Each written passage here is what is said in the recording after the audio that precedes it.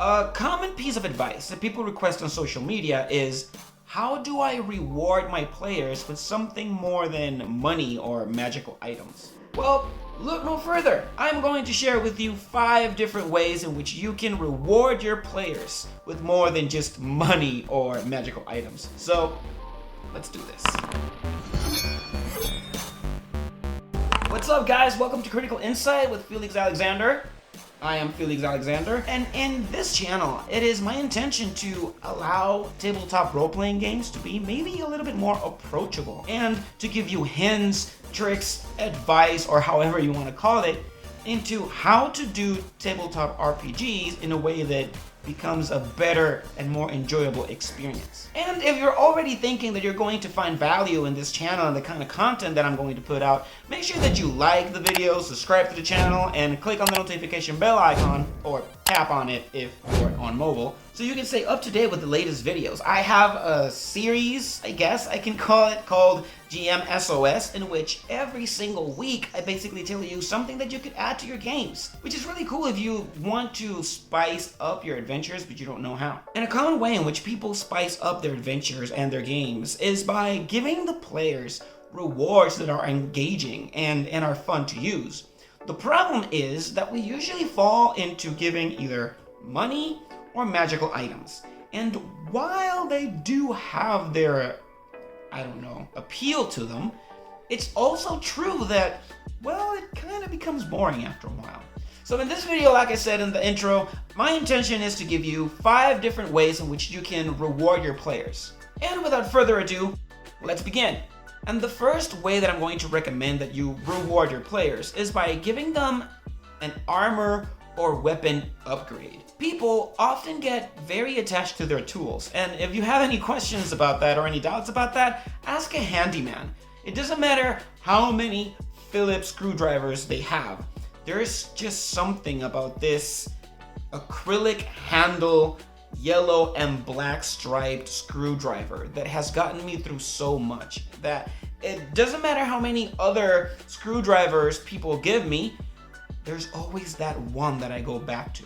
Giving people new armor and new weapons is, yeah, it's cool because it's something new, but it also makes everything that they already own disposable. It's almost something that has a solely utilitarian value to it. But the truth is that all throughout fiction, we see characters that are really attached to either their armor or their weapons. For example, if I say King Arthur, immediately we think of Excalibur. I say Cloud Strife, you think of the Buster Sword. So a character's equipment is not only a tool that they get to use, it's also a way that they get to represent their identity.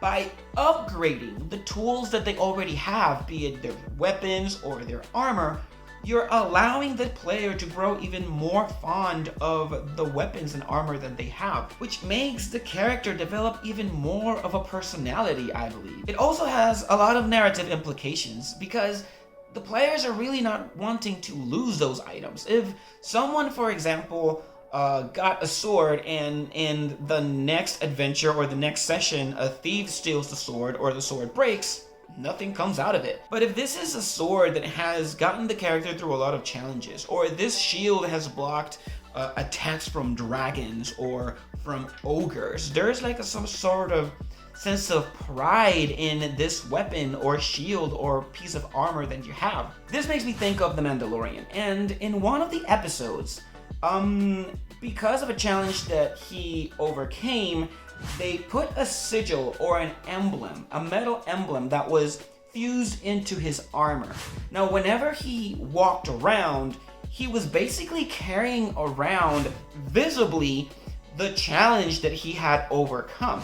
So every single thing that they have actually means something. The second way that I recommend GMs to reward their players is by giving them either land or a building. Now, I know you must be thinking that that sounds extremely boring, and well, at first glance, you're absolutely right. But all of that can change if I tell you that the building they got is actually an old castle. Or if I tell you that the land that they were given is very, very fertile, and everything that you could possibly farm there just grows. By rewarding the players with land or a building, you are setting yourself up for a very interesting future, because if they have this land or this building, they could either sell it to liquefy their earnings, or they could actually work the land or hire people to actually work the land and then produce fruit or grains or whatever it is, and then have these things being sold, and then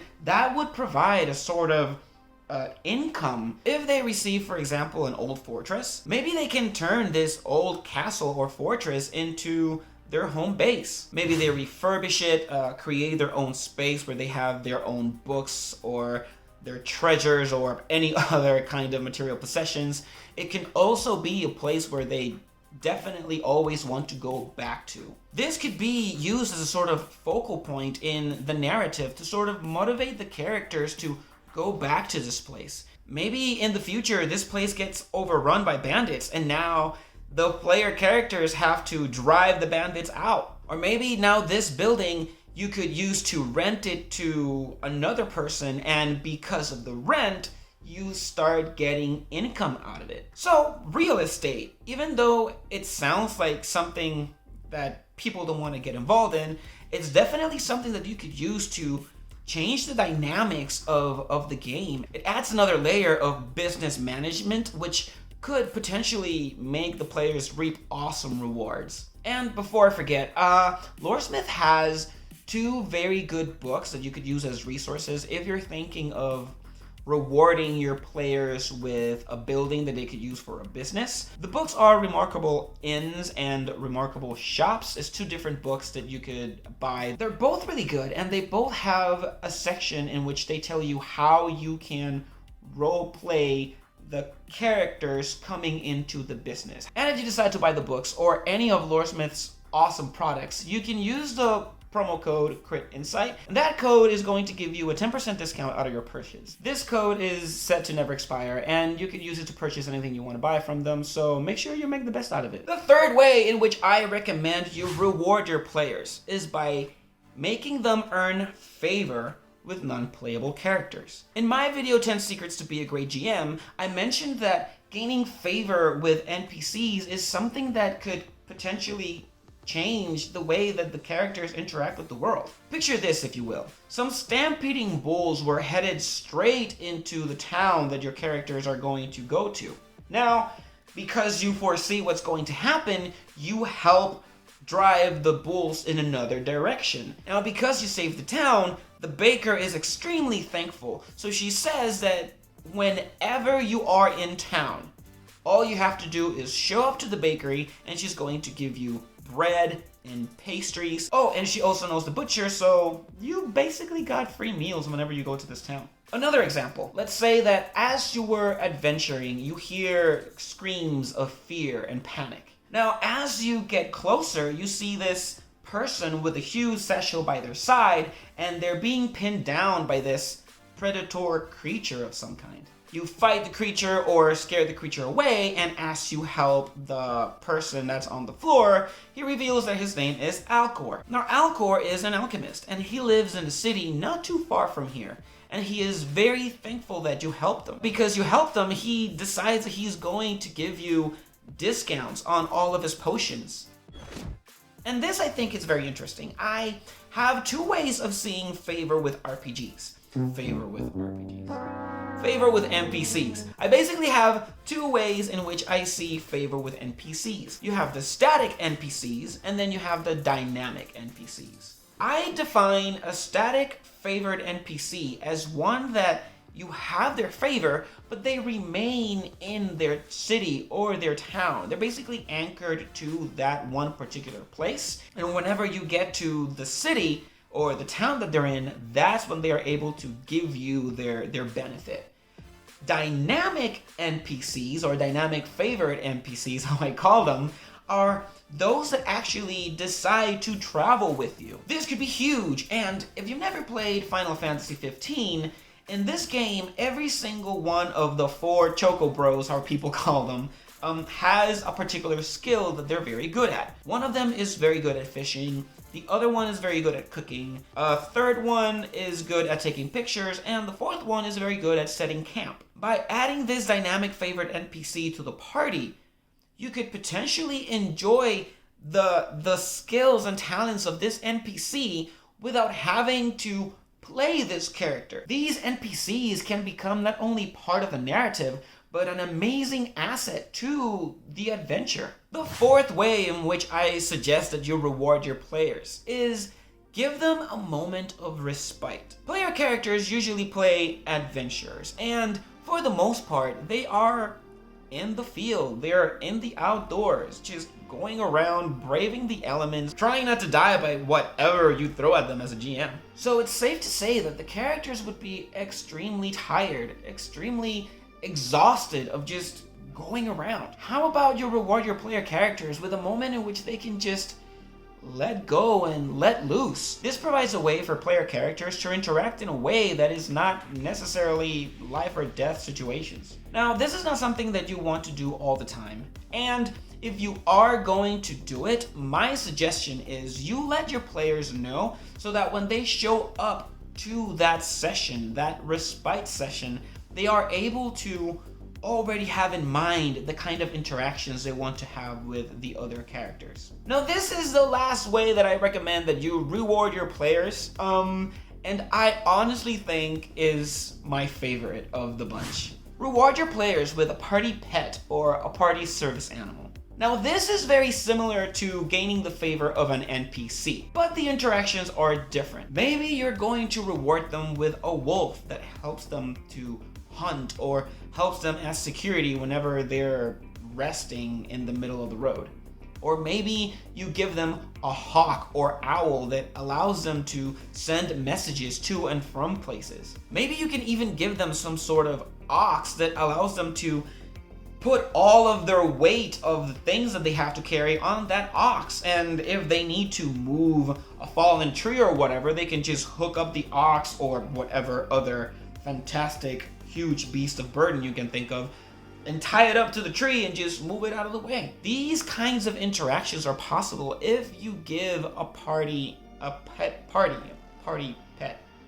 Yeah, I'll say that again. These are the different interactions that the party can have with the world around them just by including a party pet.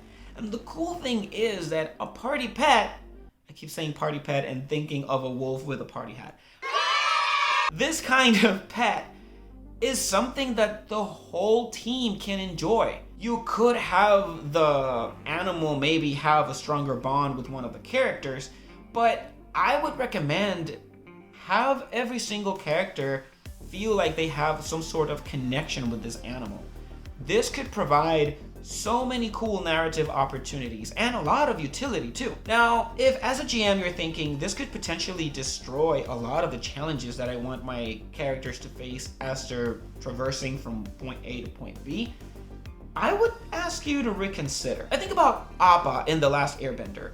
Appa is a flying behemoth. He is huge, he is strong, he can fly. He basically even has like a huge saddle that is used for them to just rest as Appa's just flying across the land. And the thing is that even if it seems like they're not going through a lot of challenges, they're skipping the whole world, there are a lot of instances in which because Appa was there, they were easier targets to the Fire Nation, or they were easier to be tracked because Appa was shedding so much hair and leaving trails everywhere. So, although this could potentially make a lot of challenges, particularly when traveling, easier for the party, it could also pose other challenges in and on itself. Now, before I end this video, along with this one, I posted this week's GM SOS, in which I'm going to give you a story hook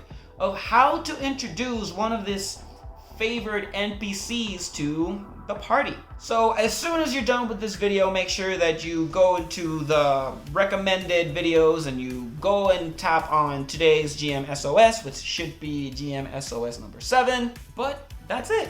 What do you guys think? Do you like these ways of rewarding players with more than just money or magic items? Do you think I missed any? Which one of these did you think that you're going to be using in your games, or which one you already did? Make sure you let me know in the comment section. So guys, from the bottom of my heart, you have an amazing day, amazing rest of your weekend, and the most awesome peace.